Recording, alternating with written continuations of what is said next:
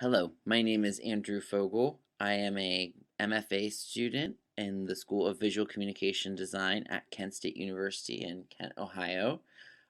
This is a podcast experiment. For this episode, the theme is lifestyle, and my related topic is healthcare and design.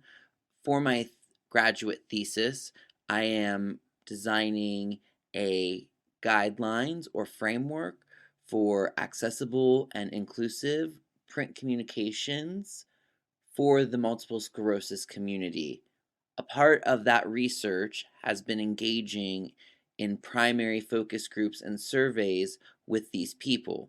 So, a part of the primary research and an extension of the primary research is going to be this podcast experiment, wherein I collected a few individuals who have participated in either the focus group or the survey to answer a few additional questions just about their journey with multiple sclerosis, how their lives have changed, and certain languages that they feel are appropriate or inappropriate.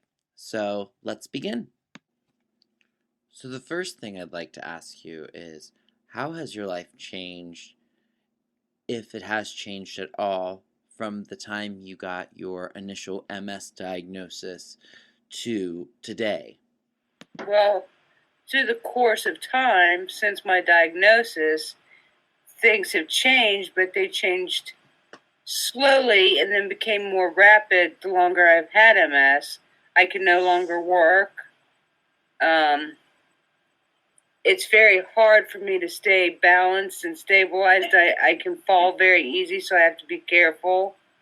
There's days that I just have so much fatigue that I have to just say, okay, I gotta lay down and just, like on a day like today, it's nice out, but I was too tired to really do anything. And the tiredness is not like you're tired, you're sleepy, you lay down, you wake up, you feel better. The fatigue is you lay down, you rest your body, you wake up, you feel pretty much the same, but you still move on because you can't really sleep anymore. Your body's still fatigued, but you personally can't sleep anymore. Well, changed. Well, lots of little things. Like friends disappear. People that you used to, not so much people used to call on you and things like that, but you just tend to notice that less people sort of associate. That's a long-term sort of thing, that goes on year after year. You find there's less and less people that you used to see and talk to all the time. So friends and acquaintances that you used to associate with, you see less of, or maybe not at all. Yeah, there's less of and not all, and it's sort of like both on their side and my own side. As in, I'm not going as many places that I used to back in the day. Right, understandable. So not only do they not sort of like venture to me, of course I'm not out there venturing as much to them. So it is, even though it can appear when it's seen in various groups, it can appear very one-sided, that it's just on their side that they don't, that they just disappear. But it's not. It's on both. Right. It works on both sides. Right. That's understandable. I don't go out and do a lot of things anymore because, number one, my balance. Number two, my legs, my fatigue. So, because I could go with somebody somewhere and get fatigued and want to come home, and they may not be ready to leave. So I don't drive a whole lot anymore. So I just pretty much am. I'm not homebound, but I'm sedentary. I'd like to stay at home because of those reasons. Okay. Do you feel integrated and connected with the MS community? And that can be on Facebook. It can be on blogs like MS Connection or Patients Like Me. Like me, it doesn't have to be in reality. But do you feel integrated and connected with these people? I don't really know what you mean by that question. I belong to a few of those sites, but and I read certain blogs. But as far as feeling connected to those things, like the MS Society, I don't really feel connected to that society simply because I think there's other approaches that they refuse to even look into, as far as like stem cells. The same thing with neurologists and doctors. I mean, they're not really doing anything other than just coming up with new drugs to suppress some symptoms or to lengthen the time between relapses, and I don't think that's the direction most people with MS want to see them go. What they want to see them do is work more towards a cure, not towards just a medicine that's going to elongate the time between relapses. There was a couple of videos where the group creator was talking and just, well, trying to encourage people to make a video. And I just started doing videos. I don't know why. I said in the group, my first video was 14 seconds long. And I just carried on from there, and they did photo a day challenge back last January. And that's what really got me interacting in the group, which is why I did it again now this year. But yeah, it's the Warriors group. I don't know why, but it's just a lot more personal group rather than it's like all the other groups and big corporations. Whereas the Warriors, we're just a little family company. It's just the way that I can describe my thoughts towards a lot of the MS groups. A lot of them are too big and too impersonal. Do you find, in sort of your everyday life, do you find any environmental barriers that are a challenge to you? Steps. Anything else besides steps, or anything in particular about steps? Well, listen, steps are hard for me to climb up and down. Unlevel ground is hard for me to balance on.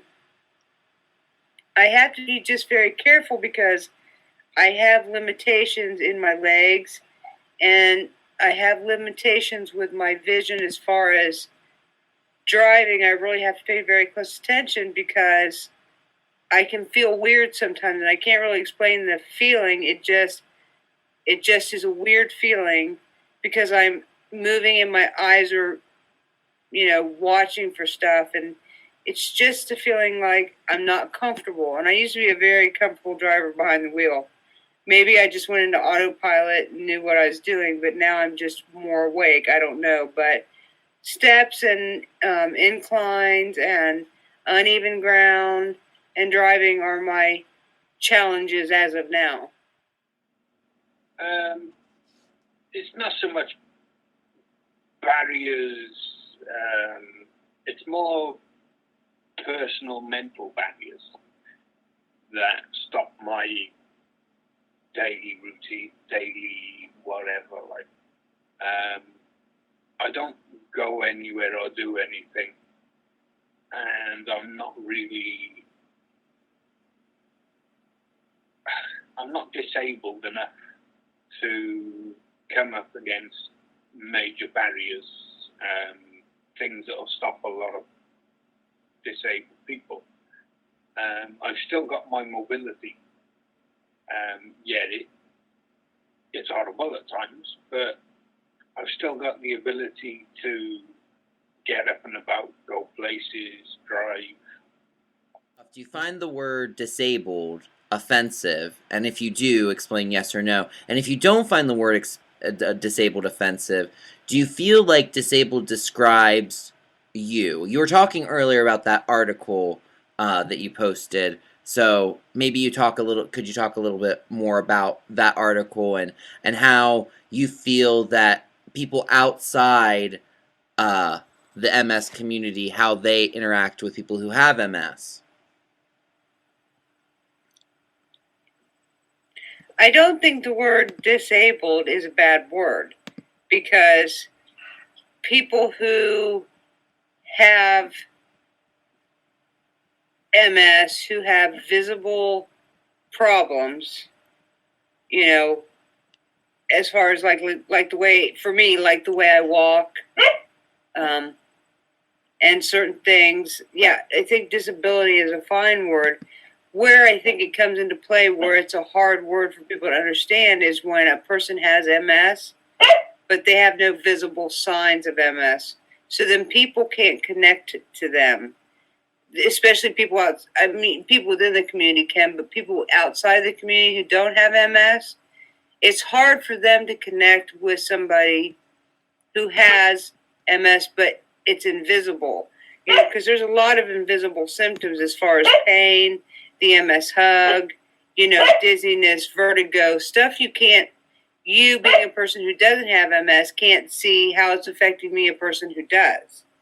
So when they see a disabled placard in their car and they're parking in a disabled spot, but they're getting out and they're walking fine to wherever they're going into, I think it's hard for a person who's not inside the EMS community to visually look at that person and say, that person's not disabled. I've read lots of stories where people with MS have had notes on their car, even though they have a disabled placard, because a person without MS saw them get out of their car and walk fine into the store, and then basically calling them a liar.